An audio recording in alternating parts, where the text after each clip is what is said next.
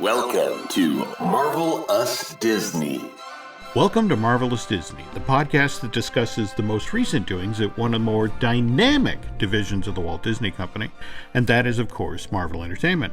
We're recording this on Tuesday, September 24th, which is just a few days after the Indie Disney Meet, which was held at the Hamilton County 4-H Fairgrounds in Noblesville, Indiana, this past Saturday. And I apologize, I was supposed to be at this charity event, which benefits the Give the Kids the World Village in Kissimmee, Florida, but late last week, Nancy and I caught this genuinely horrible summer cold, which I'm still dealing with, by the way.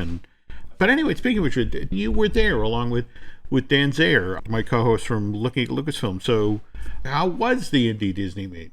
It was a riotous good time. I just claimed to be Drew Taylor the whole time so I could behave with reckless abandon, and then he could get all the complaints, and Dan backed me up on that. So, yeah, any hate mail that we start getting in for Drew specifically, I may or may not have had something to do with that. But it was a very, very good time. Well, I'm glad to hear that. And again, I'm so sorry that Nancy and I missed this. Thanks again for Dan and Aaron filling in, and I'll definitely try to make it out to Indiana next year. And okay, folks, so we're back on the horse here with the Marvelous Disney podcast, and you and I were just talking about stuff that's gone on over the past 2 weeks since we've last recorded, and it's sometimes frustrating because something will pop up, you go, ooh, that looks amazing, and then that's not really a thing. Well, you were talking about what, one of the not animators, but one of the artists who does pre-visualization type artwork for the movies, for the MCU.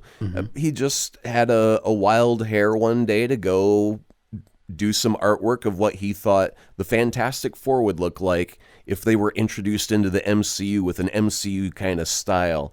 And then, like, the next day he released one of what the X-Men might look like, and, you know, Wolverine was wearing his traditional yellow suit and whatnot. So internet starts going abuzz, and is this what the X-Men are going to look like and the Fantastic Four are going to look like when they come into the MCU? And it's like, no, not really. It was just one of the artists that had a wild hair to go and try something and use his talents to explore creative ideas. Moments like that occasionally jog your adrenaline and then kind of break your heart. But conversely, though, that there's also times when things get dropped on the internet that turn out to actually have some basis in reality. And about the Spider-Man 3 news, right? Yeah, so there's some mild speculation about the villains now, and there's the possibility, if this rumor has any merit to it whatsoever, that Sony would be looking at Kraven the Hunter, which we've talked about before and would be a very cool villain to plop into the Spideyverse. And then also the Scorpion. And the Scorpion was featured in the end credits scene with the Vulture in prison. He was the guy on the boat that got kind of tossed off the boat. He was one of the criminals that was helping out Vulture in Spider-Man Homecoming. So it would seem like that's actually a very smart move for Sony if they're using Tom Holland as the main thread to stay, somehow tangentially connected to the MCU. If they were to use another character or another villain that's already been shown or glimpsed like the Scorpion was, then that's just one more thread that ties them back into the MCU without having to be officially in the MCU. And so supposedly the idea behind having two villains in the next movie is so they can just hurry up and finally get to a Sinister Six movie. And if they did that, we've got Vulture still in prison, we'd have a Scorpion, we'd also have a Kraven the Hunter. If Mysterio's dead, then he doesn't count. So we've only got three villains. And if they want to use Morbius the living vampire and also use Venom to throw in there, well, you're up to five. You would only need one more villain for a Sinister Six by the time you get to Spider-Man 4. So depending on how they play it, they could throw it together, possibly. Okay. And it's worth noting here that back in July, as part of the press for Far From Home, John Watts went on the record that he'd love to use Kraven the Hunter as a villain, in an upcoming film. So this might actually be a thing. Speaking of Spider-Man Far From Home, though, the digital version of this film came out a week ago on the 17th, and you picked up a copy of that, Aaron, right? As soon as the clock struck midnight, I was watching it. So watch the movie, watch the extra features, that sort of thing. Anything leap out at you this time around, or?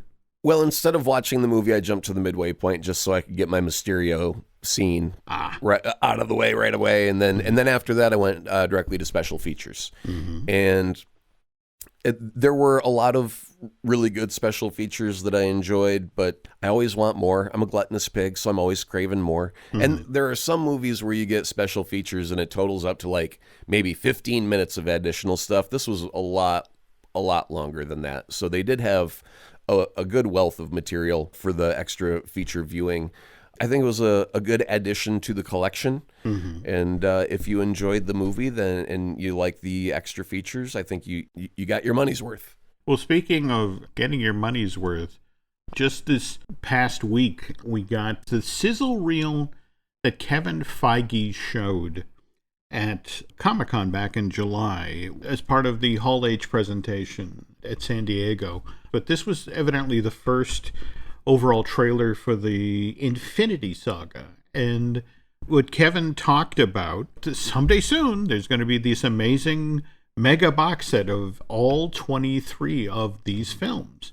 Include Phase 1, Phase 2, Phase 3, plus all sorts of cutscenes, alternate takes, that sort of thing. So it sounds like, Aaron, you're never going to be able to leave the house when this thing comes out. I've already got all the films. I don't need another copy of them in a different box. I get that. But then just last week, we had that alternate take of the post-credit scene from the original Iron Man drop, where here's, Samuel Jackson playing Nick Fury for the first time, and we get that alternate take of his introductory dialogue where he talks about mutants and radioactive spider bites, and it was one of these things where it's like you listen to that and you realize that this is Kevin Feige from the very first film swinging for the fences, that my God, he is talking about this giant universe that, frankly, is impossible at this point. Because, again, the X-Men are owned by Fox and Spider-Man's over at Columbia. And here is Iron Man being released by Paramount. But to my knowledge, that scene isn't in any of the versions of Iron Man, the original from 2008, that have ever come out on Blu-ray or HD or anything like that. Would that be enough to get you to, the notion of, we have lots of great little things like that. Would that be enough for you to spring for this mega box? I don't think I should have to pay several $100s or whatever the price tag ends up being to get the extra, 5 extra minutes of content or whatever it is. Now, they should package it for the people who've been buying the discs all along. They should sell one disc that just has all of the extra content that's on those other 20 discs that they're reselling all over again, and go, here, for $20, you won't be missing anything except the box itself. And that way you can buy that for $20 and go, okay, now I've got that one extra scene from Iron Man where he mentions radioactive spider. Now I feel complete. But I really don't think that I would spend anything to buy all of those movies all over again, because my main fear is, and I don't know what the price tag is, but Disney will probably price it to where Iron Man 1 is a brand new movie, like at $20. So if it's all, 20 some movies at a $20 price tag, that's a $400 box set. If you're getting a discount because they've been out for a decade now, and it's only a $100 box set or a $150 box set, I might be a little bit more ready to buy into that. But again, if I'm buying Disney Plus, it better be there, right? If it's not there, then then I feel cheated on the Disney Plus level all of a sudden. So I can only give them my money so many different ways.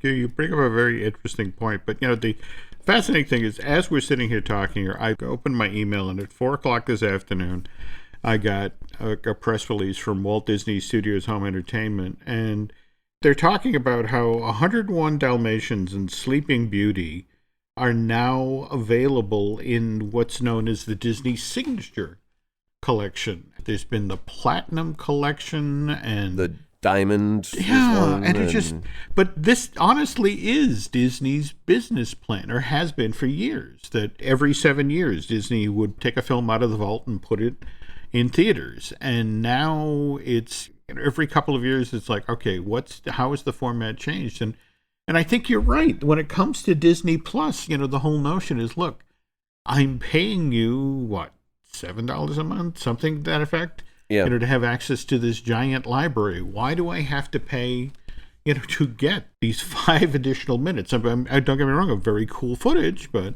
I'm certain there will be a very lovely collectible that will be attached to that. It'll all come inside of a life-size Thanos helmet. You've got to use a wheelbarrow to get it to your car. But I guess so. Speaking, however, of cutscenes and that sort of thing, there's been a lot of discussion lately about how Robert Downey Jr. is supposed to pop up in Black Widow. And so, everyone was so excited about that. And I guess just today the news broke, it's like, well, yeah, he is. He's definitely in the movie. But the downside is they've been able to repurpose a cut scene from Captain America Civil War, which I guess was shot back in December of 2015. And evidently this is a scene where Tony Stark is telling Natasha, who's at this point in the original Civil War is beginning to waver in her resolve in regard to the Sokovia Accords. But it's a flashback scene that's somehow going to be shoehorned into the storyline of this Kate Shortland movie. I like that you use the word shoehorned, because that's how I feel about it. Mm-hmm. Tony died. I'm okay with that. I grieved. Mm-hmm. And then he shows back up in Spider-Man somehow. Mm-hmm. Now he's going to show up on camera again, even though it's from a deleted scene. It's like, can you just let it go already? He doesn't have to be in every single movie. Mm-hmm. And I know they're, trying to tie it back to Civil War when she ends up flipping sides again. Marvel Studios has made so much money off of films that are interconnected in some way, that are telling a bigger story. In fact, Vanity Fair ran an article last week. They talked with 2 executives from Disney Plus, an Agnes Chu, and I want to say a Ricky Strauss. And they were talking about how exactly these exclusive series, these limited things that Marvel Studios is doing for Disney Plus, are actually going to click in. These 2 actually went on the record about that. And for example, very first one out the door is going to be Falcon and the Winter Soldier. I wish we had a release date at this point. They're still only saying 2020. But Agnes went on record to say that what happens in this Disney Plus series is going to have implications for the Marvel Cinematic Universe to come. So it's going to be a really interesting experience for a Marvel fan. And what's interesting is they differentiate between a Marvel fan and a general entertainment fan, to go between seeing a Marvel movie in theaters, then watching a Disney Plus series like Falcon and the Winter Soldier at home, to get more than informs their overall theatrical experience. And then Ricky, following up on what Agnes said, and on the Marvel Cinematic Universe side of things, characters from the movies will migrate directly off the screen onto the streaming platform. So where Endgame left off with those characters, like Wanda and Vision and Falcon and the Winter Soldier, these are now going to be series exclusively for Disney Plus that are episodic takes on what could have been a movie.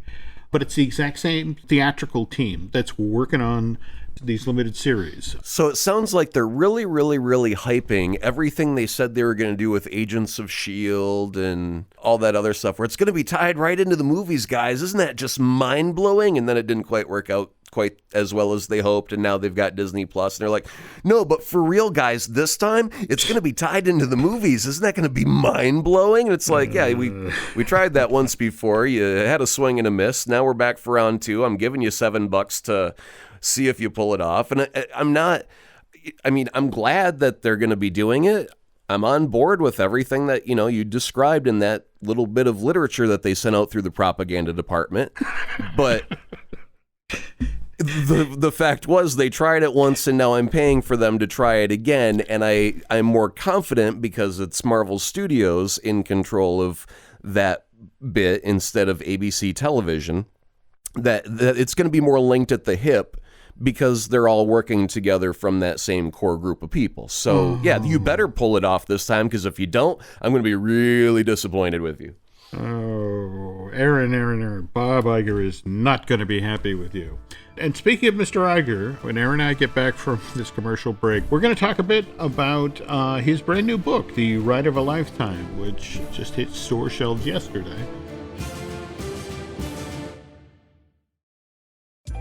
Introducing Meta Ray-Ban Display, the world's most advanced AI glasses. With a full color display built into the lens of the glasses, it's there when you need it and gone when you don't.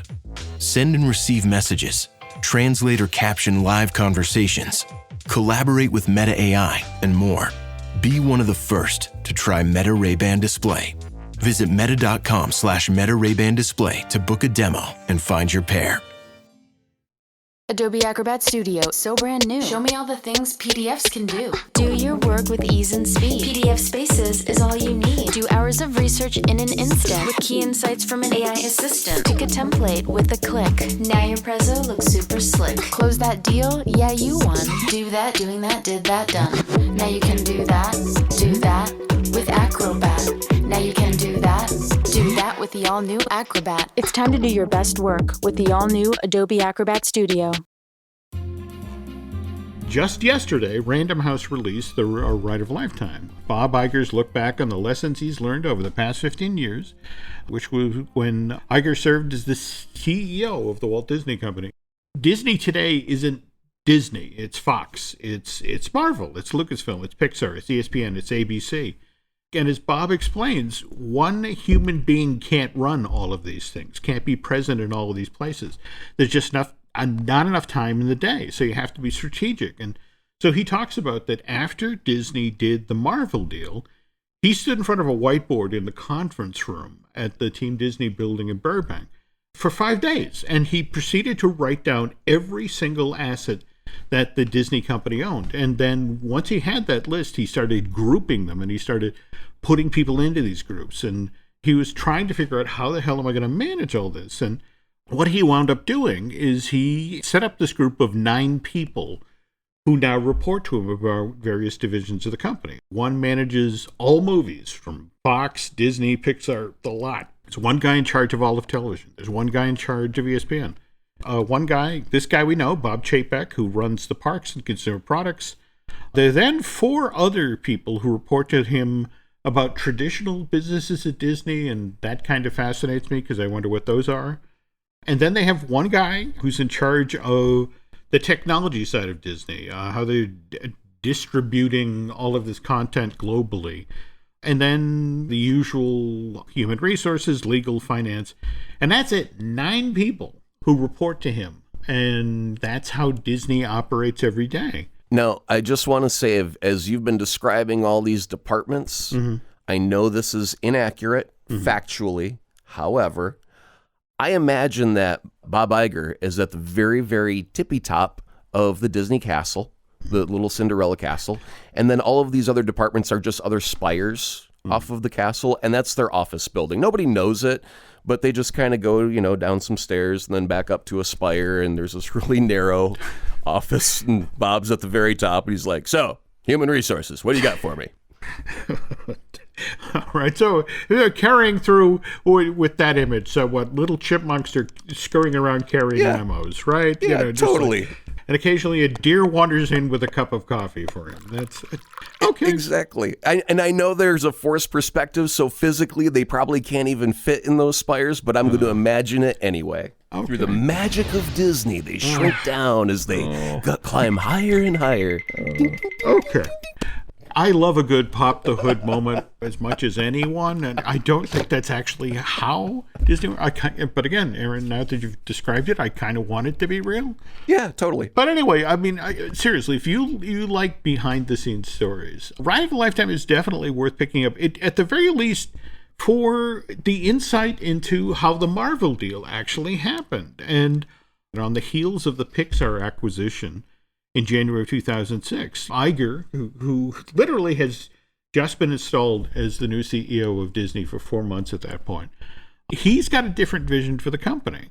And so he's talking with folks like Kevin Meyer and Todd Staggs about, on the heels of the Pixar deal, and what that did to the company and how that re-energized feature animation, all that. they put together a list of what they call acquisition targets that would help them with what they view as the new priorities for the company, which are to increase the amount of high-quality branded content that Disney creates, and how that will allow them to break sort of the walls of the way Disney is defined in the modern world. So they start by focusing on intellectual property, like who possesses great IP that could have applications across the full range of Disney's businesses. And two companies immediately came to mind, and one was Marvel Entertainment, and the other one was Lucasfilm.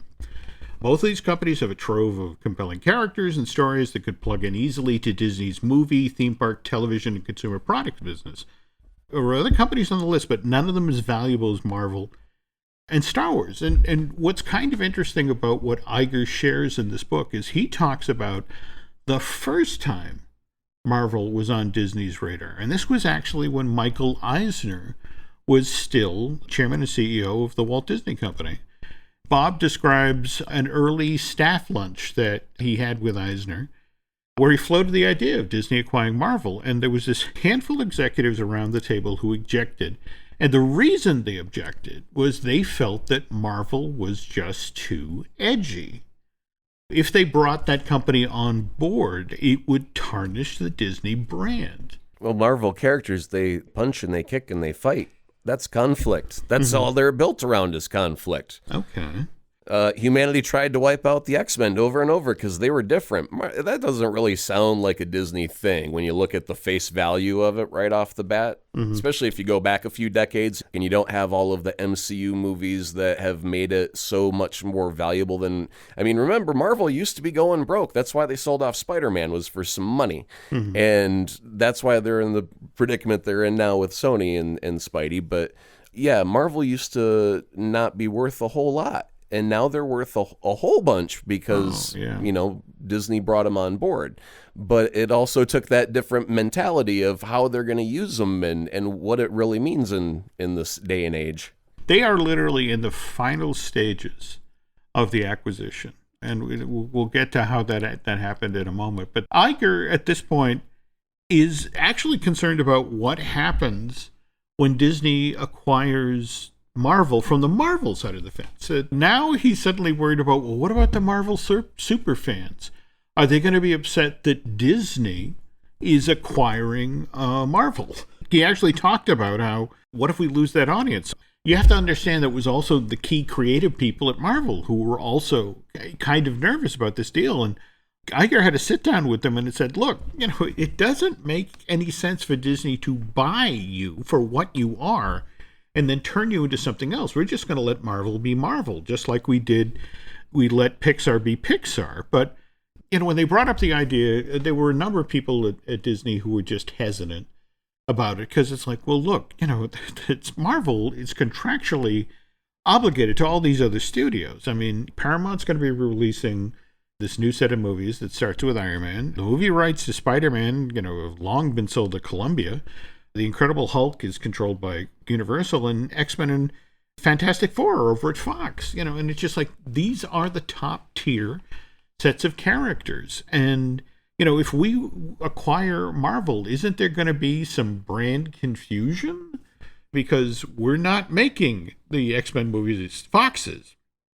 Never mind about the deal with Universal for the theme park rights. But from Iger's point of view, it's like, look, it's this amazing set of characters, and let's see if we can maybe get our hands on them. But for the first half of 2008, they try to reach out to Ike Perlmutter, the CEO of Marvel. But the thing is, Ike is this legendarily tough, reclusive character. He's a former Israeli military guy.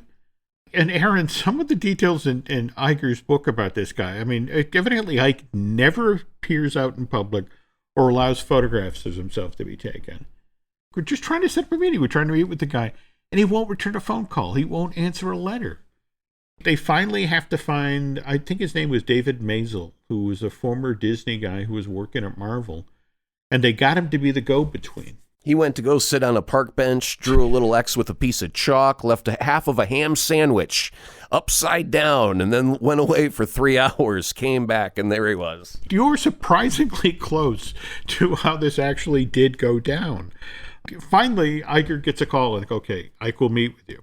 But because he's still such a cagey character, Iger goes by himself. He doesn't take any of the Disney executives with him. He flies to Manhattan.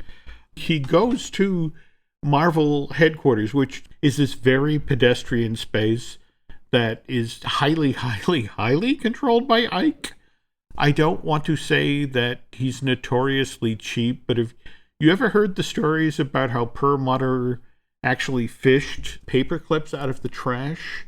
Because it was like, you can still use that. I worked for him. Really?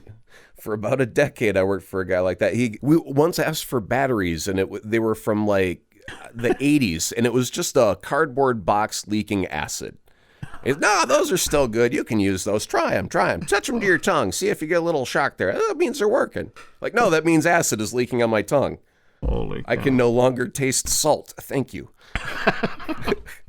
Okay. Well, so Iger goes to these offices in Midtown Manhattan.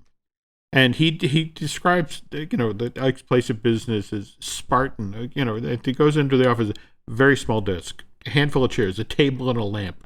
Nothing expensive, no sweeping views of the city. Nothing in this room tells you that you are dealing with the CEO of a major entertainment company. And this is their first meeting, so Ike's a little wary of Bob. He's not cold or uninviting, but as Iger sits down to talk with him, Ike's idea of hospitality is he offers Bob a glass of water and a banana.